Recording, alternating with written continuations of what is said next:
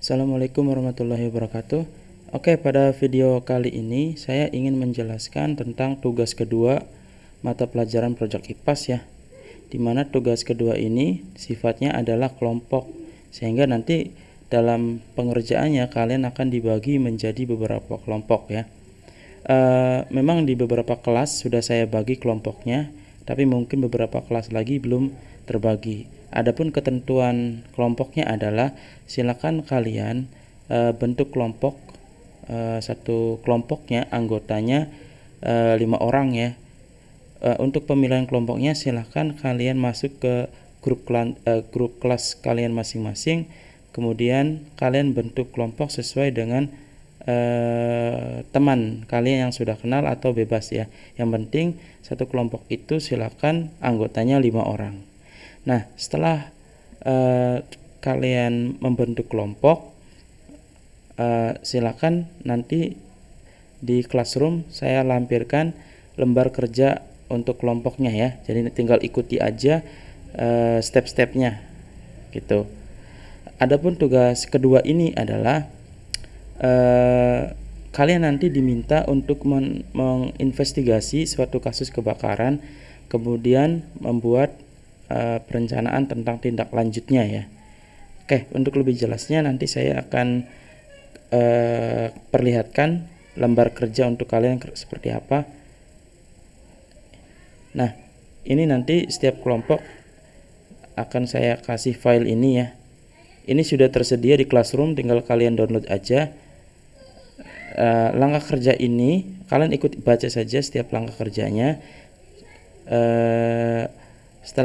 Sebelum mengerjakan ini pastikan kalian sudah terbentuk kelompoknya dulu ya.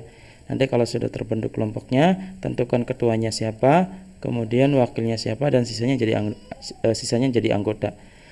Nah, pertama silakan kalian cari informasi atau kasus kebakaran ya di pemukiman atau gedung atau gudang di internet. Nanti cari, silakan, banyak kasusnya.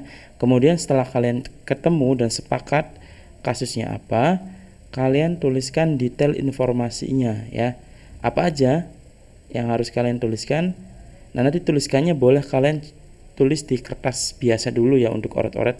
Pertama, kalian analisa waktu dan tempat kejadiannya di mana, kemudian kronologi kejadian kebakarannya seperti apa, kemudian penyebab kebakarannya apa, kemudian cari juga tentang kerugiannya seperti apa, kemudian cari juga jumlah korban dan detail identitas korbannya ya. Kemudian penanganan bencana kebakarannya seperti apa, umpama apakah penanganannya dengan cara mungkin sebagian masyarakat menelpon petugas kebakaran atau mungkin secara gotong royong memadamkan api ya. Seperti itu. Kemudian kalian juga tuliskan sumber beritanya dari mana, umpama tuliskan dari kompas.com atau apa ya. Nah, sertakan juga linknya ya, link tautannya. Setelah itu kumpulkan juga foto-foto atau dokumentasi atau bukti-bukti yang mendukung tentang kasus kebakaran itu. Tipsnya adalah silakan cari kasus kebakaran yang informasinya lengkap ya, agar kalian bisa mengisi secara maksimal tabel investigasi. Nanti di bawahnya akan saya kasihkan ya. Untuk lebih jelasnya tentang poin pertama ini, nanti saya kasih contoh ya. Ini saya dapat kasus kebakaran yang saya temukan di internet nih. Kan langkah pertama kalian cari kasusnya dulu kan. Nah, di internet bebas, kalian pilih aja, yang penting kesepakatan kelompok.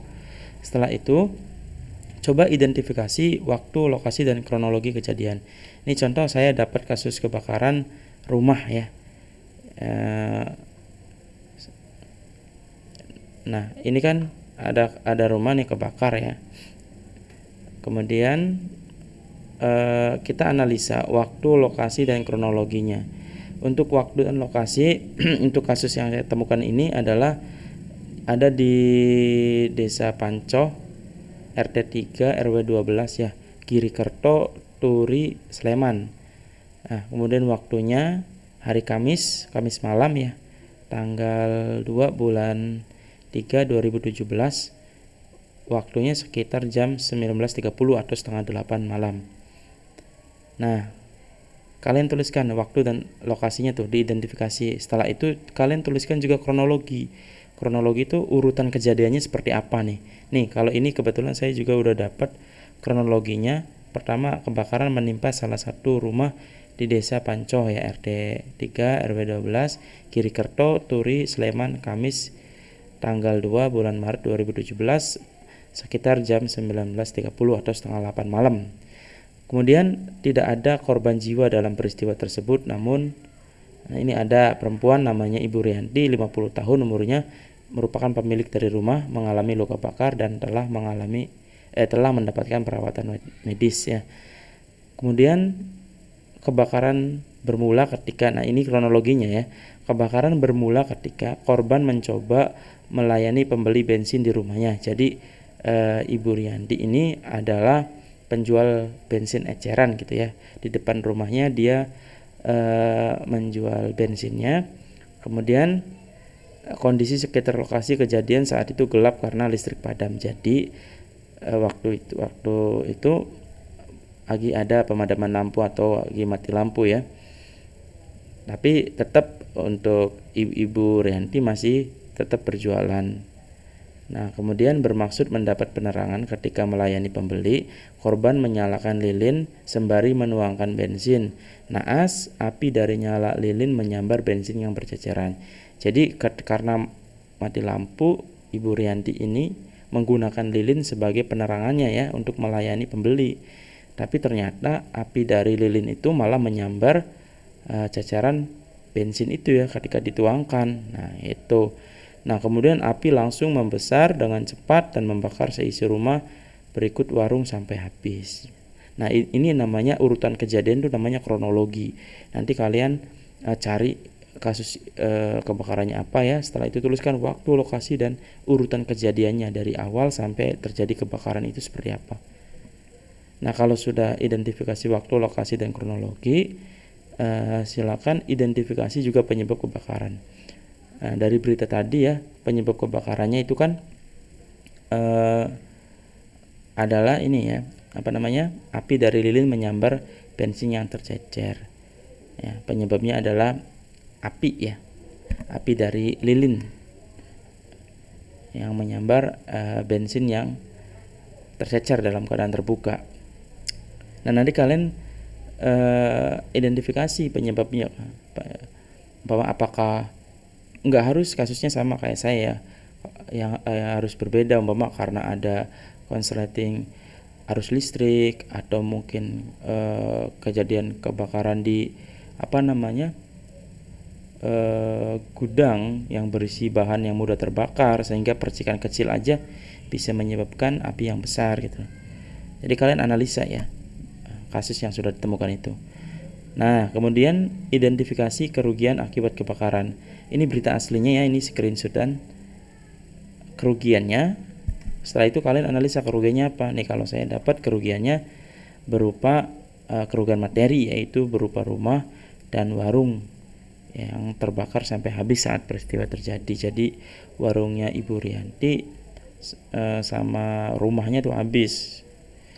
Nah, jadi kerugiannya dikategorikan sebagai kerugian material ya. Nah, kemudian cari juga identifikasi juga korban dan detail korbannya ya. Kalau kasus ini kebetulan untuk korban jiwa atau yang meninggal tidak ada, hanya saja ada korban yaitu pemilik rumah Ibu Rianti sendiri yang mengalami luka bakar dan telah mendapatkan perawatan medis. Jadi nanti kalian identifikasi korban Ibu Rianti, pemilik rumah mengalami luka bakar, dan kalian tulis detail-detailnya ya. Kalau korbannya lebih dari satu ya tulis semua. Kemudian identifikasi penanganan kebakarannya. Kalau kasus ini penanganan kebakarannya yaitu masyarakat menghubungi petugas pemadam kebakaran secara bersama-sama memadamkan api.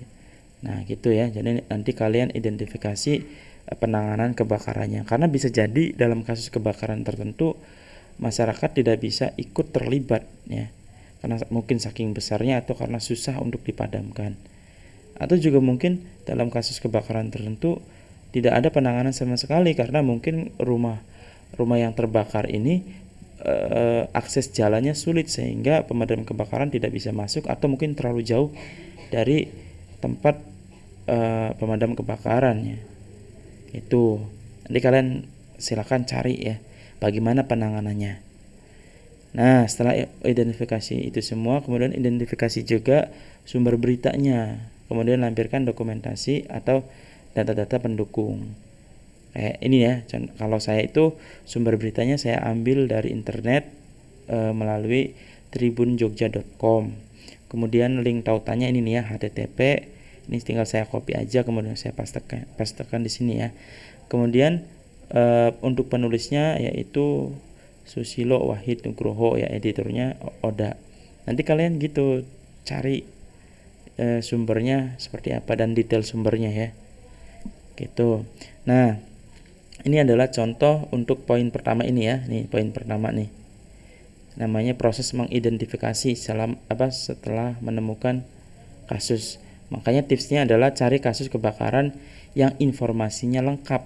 Jadi jangan asal kasus, tapi kalau bisa kasus itu lengkap informasinya, data korbannya ada, penyebabnya juga ada, kemudian ada saksi-saksi dan lain sebagainya. Sehingga nanti ketika kita di poin 2 ini ya, kan di poin kedua ini kan kalian nanti diminta untuk menyajikan informasi yang sudah kalian dapat dalam suatu tabel ya. Informasi ini nih kita tuliskan, sajikan dalam bentuk tabel. Tabelnya seperti apa? Ini seperti ini. Nah, ini saya kasih tabelnya, silakan kalian isi. Contoh ya, kalau untuk kasus yang tadi saya bahas, masalah rumah terbakar tadi akibat api dari lilin itu ya. Nah, itu kan tanggalnya tanggal 2 ya, tanggal 2 Maret. Kita tuliskan tanggal 2 Maret 2017. Kemudian waktunya hari Kamis jam 19.30 ya, jam setengah 8 malam. Kemudian lokasinya ada di, kita tuliskan ada di desa apa tadi, Pancoh ya, Pancoh di ini RT 3 RW 12, kemudian Kiri Kerto Turi, Kabupaten Sleman ya, Provinsi Yogyakarta. Nah, nanti dalam penulisannya untuk mengisi tabel ini, kalau kalian punya komputer atau bisa menggunakan dengan handphone kalian, tinggal langsung aja isi tabelnya. Tapi kalau umpama kalian tidak bisa, boleh menggunakan kertas. Jadi kalian sediakan kertas besar ya, kertas folio. Kemudian tabelnya kalian tiru, kemudian diisi pakai tulis manual, nggak apa-apa. Nah, untuk kronologinya nih tulis di sini ya. Nih di sini kronologi. Tuliskan berdasarkan urutan kejadiannya. Kayak tadi kan, satu itu kan keadaannya mati lampu, kemudian Ibu Rianti melayani pembeli dalam keadaan mati lampu, kemudian untuk penerangannya Ibu Rianti menggunakan lilin ya. Nah, terus ketika bensin dituangkan, ternyata api dari lilin ini menyambar bensin, kemudian baru terjadi kebakaran. Jadi nanti kalian tuliskan urutan kejadiannya. Itu namanya kronologi di sini ya, tuliskannya ya. Kemudian analisa penyebab kebakarannya apa? 1. Penyebab secara kondisinya. Ini ada kondisi bahaya, ada tindakan bahaya. Kondisi bahaya adalah keadaan yang menyebabkan bahaya. Kemudian tindakan bahaya adalah suatu tindakan yang bisa menghasilkan tadi bahaya kebakarannya. Jadi kalau berdasarkan berita yang kita terima tadi, kondisi bahayanya yaitu bensin dalam keadaan terbuka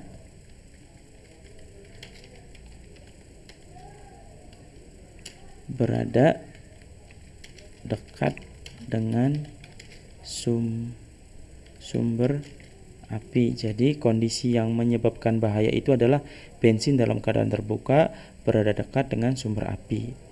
Nah, kalau umpama bensinnya dalam keadaan tertutup, maka peluang kemungkinannya untuk api ini menyambar bensin itu kecil. Karena posisinya kan lagi dituangkan, pasti kan keadaan terbuka. Ya. Ditambah juga sambil pegang lilinnya sudah terjadi kebakaran. Nah, kalian analisa ya, berita kebakaran yang kalian sepakati itu kondisi yang menyebabkan bahaya kebakarannya apa? Ya. Kalau di kasus yang kita bahas ini kan kondisinya adalah bensin dalam keadaan terbuka berada dekat dengan sumber api ya, berupa lilin ya. Nah, kemudian tindakan bahayanya apa?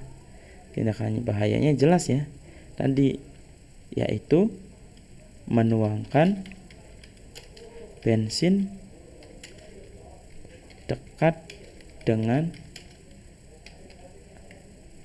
lilin yang menyala. Nah, jadi menuangkan tindakannya yaitu menuangkan bensin dekat dengan lilin yang menyala. Nah, jadi kita harus analisa ya, kondisinya apa, tindakannya apa. Biasanya ketika kondisi dan tindakan ini terjadi, maka barulah kebakaran itu terjadi. Nah, mungkin bisa jadi ada beberapa kondisinya lebih dari satu ya, tergantung kasus yang kalian temukan itu. Kalau untuk kasus yang saya bahas ini kan cuma satu kondisinya, yaitu bensin yang terbuka kena api, tindakannya berupa menuangkan. Nah itu ya. Nah kemudian kalau umpama kasus yang kalian temukan ada saksi, kalian tuliskan di sini. Umpama ada 2 saksi ya, tulis saksi 1 apa, saksi 2 apa, tuliskan namanya siapa, tanggal saksi itu tanggal berapa, catatan apa. Mungkin catatan ini berisi tentang keterangan dari saksinya. Untuk berita yang saya terima ini memang belum disebutkan saksinya ya. Jadi kalau bisa nanti kalian cari kasusnya yang lengkap. Kemudian tuliskan juga di sini korbannya. Kalau untuk kasus kita kan korbannya satu ya, Ibu Rianti, Rianti ya, perempuan. Kategori korbannya dia kan mengalami luka bakar ya, berarti cedera berat ya, dan mengalami perawatan. Nanti luka bakar, kita tulis luka bakar. Nah, kalau umpama di sini ada korban lagi tulis lagi. Cuman untuk kasus saya cuma satu ya. Nah, kemudian kerugian berupa asetnya apa? Satu, kerugiannya rumah dan warung hangus terbakar ya. Kemudian kerugian lingkungannya tidak ada ya.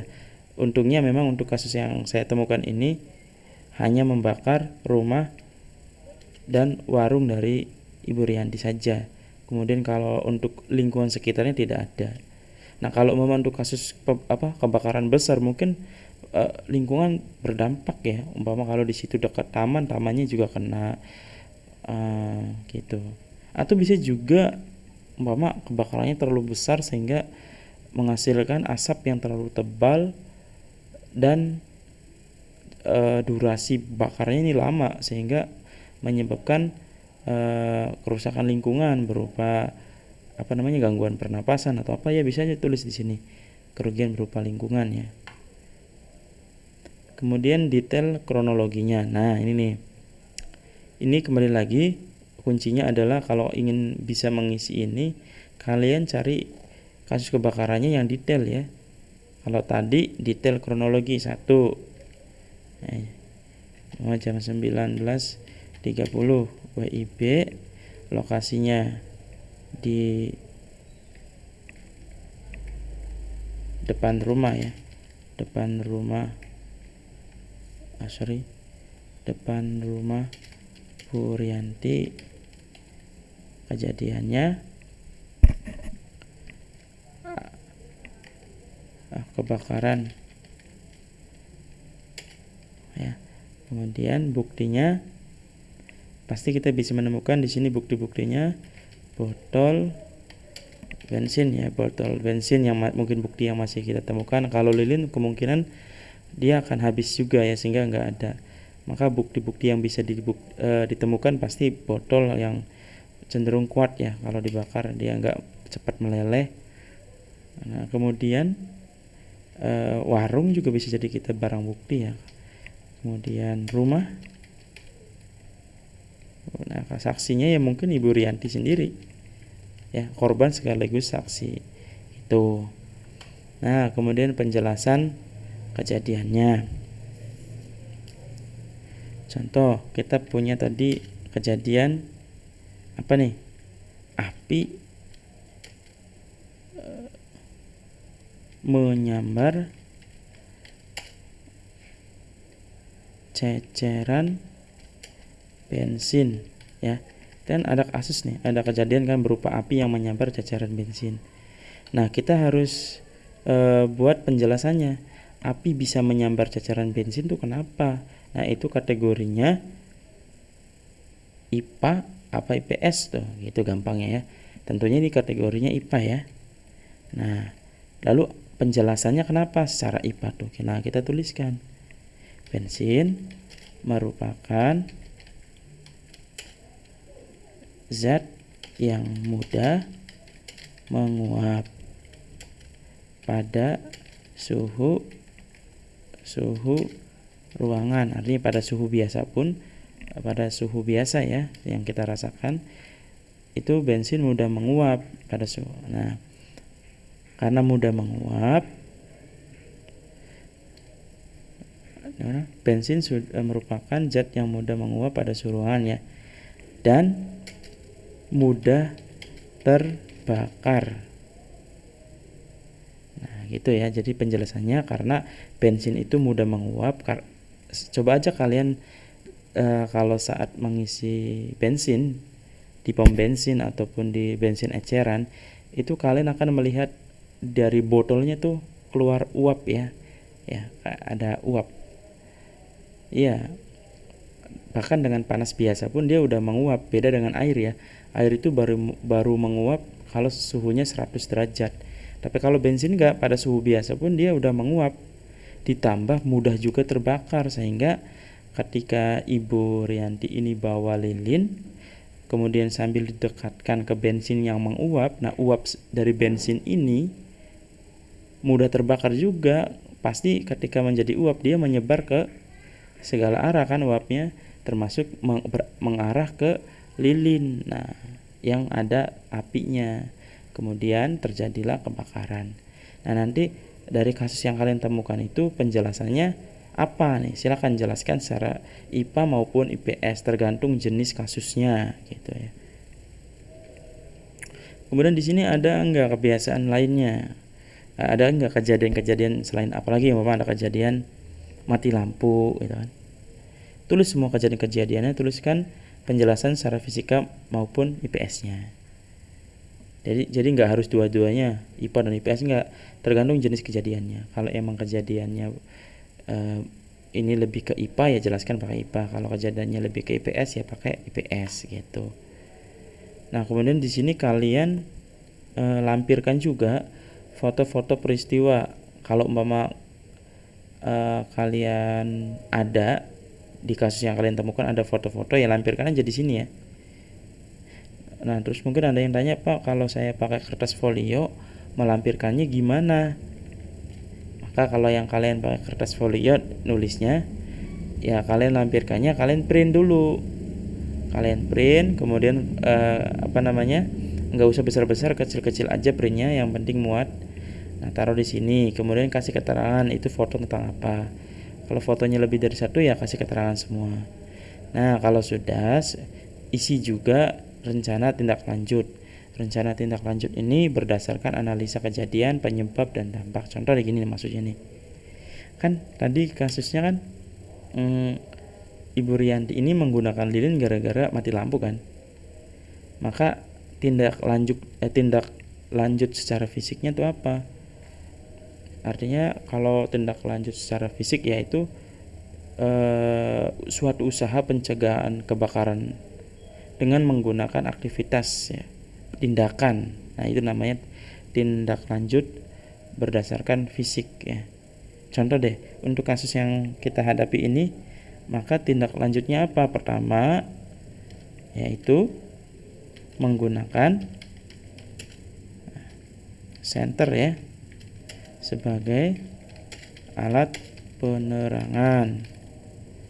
Ini bisa senter, bisa lampu darurat ya, lampu yang bisa dicas itu darurat. Jangan menggunakan lilin kalau lagi jualan bensin tuh.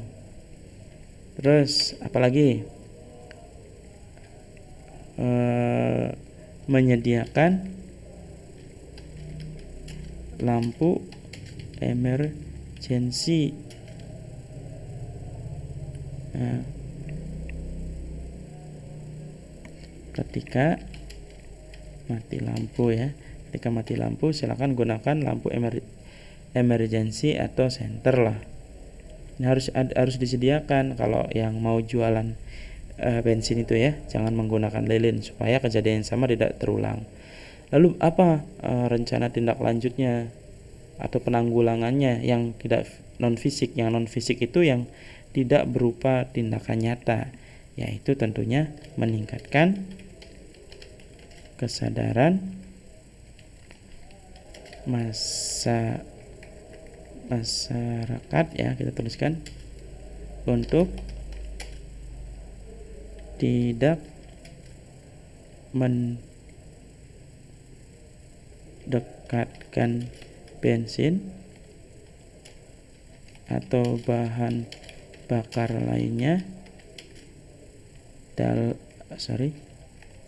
dalam keadaan terbuka dengan sumber api. Nah, gitu tuh. Ya, yang non fisiknya adalah meningkatkan kesadaran. Gitu. Nah, kemudian terakhir silakan di sini tuliskan nama kalian. Nah, kalau anggotanya ada 5 ya tulis sampai 5. Nama kalian, NIS kalian, kalau nggak tahu ya di strip aja gini ya, kasih strip. Kemudian kelasnya, kelas 10 DKRO 1 umpama. Nah, jurusannya apa di sini? Ya, jurusan kalian, kemudian tanda tangan. Kalau sudah. Nah, setelah kalian mengisi tabel ini, langkah selanjutnya yaitu buatlah daftar pertanyaan dari kasus kebakaran tersebut. Kemudian carilah jawabannya secara berkelompok. Setiap anggota menyumbangkan minimal 1 pertanyaan. Maksudnya apa? Gini, kalian buat pertanyaan dari kasus. Nah, contoh nih, dari kasusnya saya nih, ya buat aja pertanyaan seputar kasus yang tadi saya jelaskan. Kenapa bisa terjadi kebakaran ketika Bu Rianti menuangkan bensin dekat dengan lilin. Nah, gitu ya. Buatkan pertanyaan sebanyak mungkin, tapi minimalnya setiap anggota dari kelompok kalian membuat 1 pertanyaan. Kalau jumlah anggota satu kelompoknya 5 orang, berarti ada 5 pertanyaan. Setelah itu kalian, setelah nih ya, ini saya kasih, ini pertanyaan kedua, ini pertanyaan ketiga sampai pertanyaan kelima. Setelah itu setiap pertanyaan ini kalian jawab. Kenapa bisa terjadi kebakaran ketika Bu Rianti menuangkan? Jawab, karena bensin merupakan zat yang mudah menguap dan terbakar. Itu ya. Nanti pertanyaan keduanya, umpama berapa kerugian yang diderita oleh Bu Rianti umpama. Ya sudah, jelaskan. Ya, kerugiannya yaitu berupa rumah dan warung ditaksir sekian juta gitu. Ya, tapi jawabannya itu harus berdasarkan analisa yang sudah kalian buat tadi di awal-awal. Nah, kalau sudah, tugas ini dikerjakan di kertas folio bergaris dan dikumpulkan sesuai dengan due date atau batas waktu yang telah guru cantumkan. Nah, ini ya di kertas folio ya. Tapi kalau umpama ada yang punya laptop, komputer, atau ada yang bisa mengerjakannya lewat Android menggunakan aplikasi untuk mengedit ya, seperti Microsoft Word ya, kalian bisa download di Play Store itu ya, atau WPS atau apapun ya, boleh kerjakannya lewat HP.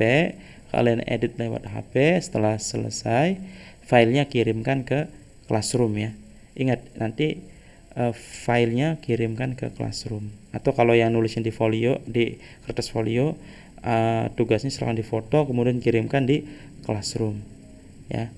Nanti yang mengirimkan cukup ketuanya aja.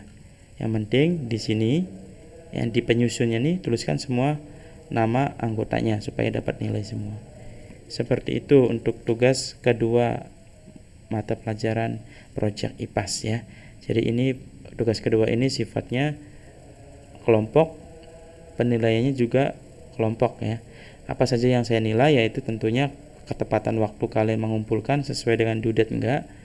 Kalau umpama melebihi due date maka tentu nilainya berbeda ya dengan yang sesuai dengan due date. Kemudian saya nilai juga analisa kalian, bagaimana kalian mampu menyimpulkan suatu berita, menganalisa dengan teliti. Di sini ya, di poin 1, saya lihat, di poin 2 juga nanti saya lihat tabelnya isinya gimana, bagus enggak, lengkap enggak. Kemudian yang ketiga, pertanyaan yang kalian buat tuh bagus enggak dan jawabannya nyambung enggak gitu. Nanti saya nilai semua.